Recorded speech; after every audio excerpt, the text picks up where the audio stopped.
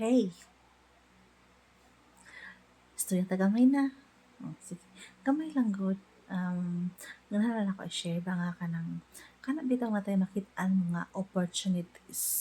Although dili pa ta sure, wala pa tay assurance anang butang ha, but we considered it as an opportunity.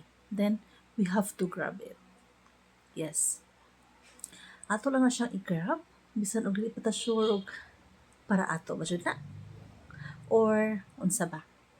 Ang importante nga ato siyang gitry. Yes, atong gitry whatever ang result atong dawaton kay it might be dili para ato or it might be nga para ato. So, right timing lang syud ang tanan. So, if naatay makita nga mga opportunity nga makapaayo sa ato ang maka pasaka or feeling na to ka ng para sa atong career or unsa pa na siya, then grab it. Should na ako ang at least we try, di ba? At least atong kasawayan. Dili ko, mahadlok ko, what if, naghantag what if. Pero, imong naon, what if nisuway ka? O di ba? Unya, nakuha nimo. Di ba? So, mao na siya nga. If natin makita ang mga opportunity, ato na siyang i-grab as long as dili siya negative. Dili siya makadaot nato.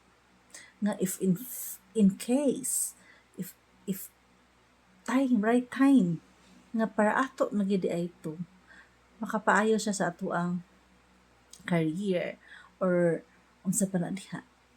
Na dili siya negative og result para nato. So, mao na siya guys, nga kung natin mga doubts sa atong self, wala kay salig sa imong kaugalingon, erase. Positive lang ta. Kay kinahanglan na atay actions sa ato ang mga gustong buhaton, sa atong gustong kabuton. Dili kay diha lang ta kutob sa gusto ni nako pero wa kay gibuhat, wala gihapon na siya. So if na kay gustong buhaton, na kay gustong kabuton, buhata. Ayaw lang kutob sa gusto ko ni. Buhata, kabuta. So good luck kanatong tanan.